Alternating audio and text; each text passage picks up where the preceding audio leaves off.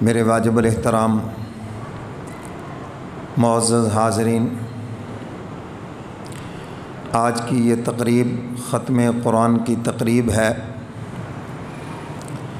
شیخ عامر فاروق صاحب ان کے بیٹے نے قرآن پاک سنایا۔ اللہ تعالیٰ اس بچے کے قرآن پاک سنانے کو اور آپ حضرات کے سننے کو اپنی بارگاہ میں قبول فرمائے۔ شیخ صاحب کی اپنی خوش دامن سس صاحبہ آج فوت ہو گئی، وہ خود ادھر گئے ہوئے ہیں۔ اللہ تعالیٰ ان کی سس صاحبہ کے درجات کو بلند فرمائے۔ ہماری چونکہ آج کی یہ ایک انتہائی مختصر سی تقریب ہے، اس کا کوئی باضابطہ ہم نے اعلان نہیں کیا تھا۔ اس مرتبہ ترتیب یہی تھی کہ بس جتنے احباب یہاں آ جائیں ان کے درمیان دعا کرا دی جائے، یا چند احباب جن کو ہم نے دعوت دی ہے۔ تو آپ سب حضرات ہمارے لیے قابل احترام ہیں، آپ کا آنا مبارک۔ تو انشاءاللہ العزیز بس چند باتیں عرض کر کے دعا کراتے ہیں۔ پہلی بات تو یہ ہے کہ جو رمضان کے مہینے میں فوت ہو جائے، اللہ اس کا عذاب قبر معاف فرما دیتے ہیں۔ مجھے تو جب کسی کا پتہ چلتا ہے کہ رمضان کے مہینے میں فلاں بندہ فوت ہو گیا، تو میں انا للہ بعد میں پڑھتا ہوں اور پہلے کہتا ہوں وہ کتنا خوش نصیب ہے کہ مبارک مہینے میں چلا گیا۔ آواز بریک کرو اور تھوڑی سی تیز بھی کرو۔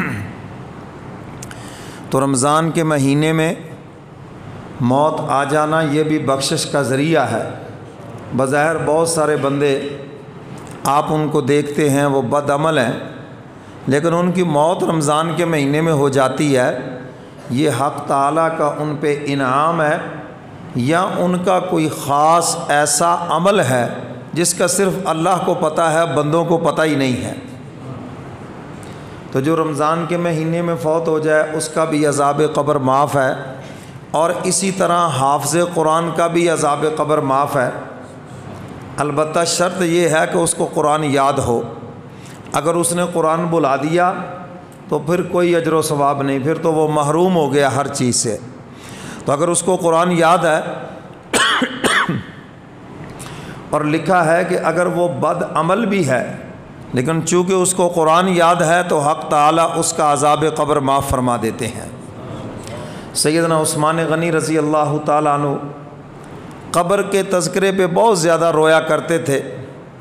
کسی نے کہا حضرت کیا بات ہے، آپ حشر کے تذکرے پہ اتنا نہیں روتے، جہنم کے تذکرے پہ اتنا نہیں روتے، قبر کے تذکرے پہ اتنا کیوں روتے ہیں؟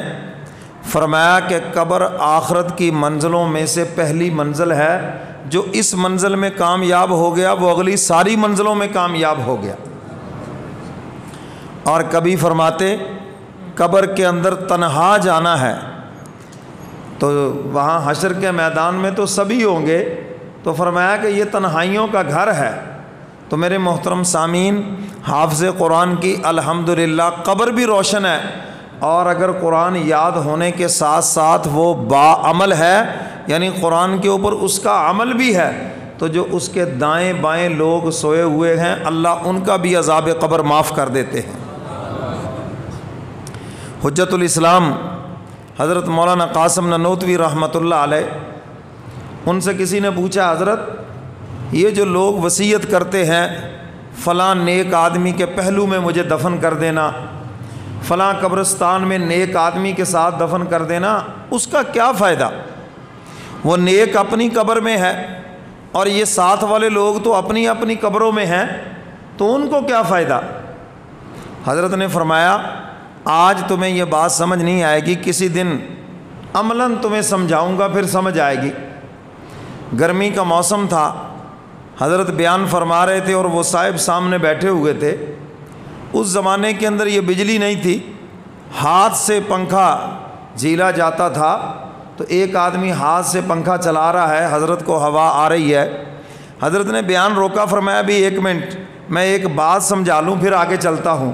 کہا چودھری صاحب آپ نے اس دن پوچھا تھا اگر کسی اللہ والے کے قریب دفن ہو جائیں تو ہمیں کیا فائدہ؟